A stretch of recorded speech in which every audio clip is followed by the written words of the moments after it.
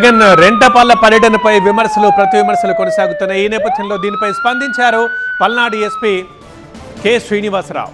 పోలీసుల షెడ్యూల్ ప్రకారం కార్యక్రమం జరగలేదని, ఆంక్షలకు విరుద్ధంగా కార్యక్రమం నిర్వహించారని చెప్పారు. మాజీ సీఎం టూర్లో ట్రాఫిక్ సమస్యలు తలెత్తాయని, పోలీసులపై కొంతమంది అభ్యంతరకర వ్యాఖ్యలు చేశారని చెప్పారు.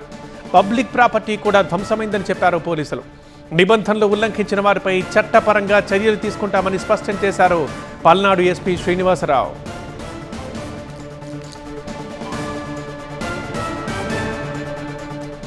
ఒకటి, పోలీస్ మీద అభ్యంతరకరమైన వ్యాఖ్యలు చేయటము, పోలీస్ని అసాల్ట్ చేయటము, అలాగే పబ్లిక్ ప్రాపర్టీని డ్యామేజ్ చేయటం జరిగింది.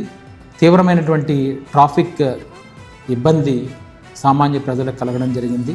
ఈ గార్లాండ్స్ చేయటం అనేటువంటిది దాన్ని పెట్టి చాలామందిని ఆపడము, ఎటువంటి డీజేలకు కూడా పర్మిషన్ లేదు, వాటిని కూడా పెట్టడం, ఆ వైలేషన్స్ అన్నిటినీ కూడా గమనించి చట్టపరంగా ఏమైతే చర్యలు తీసుకోవాలో ఆ చర్యలను వారందరి మీద తీసుకోవడం జరుగుతుంది.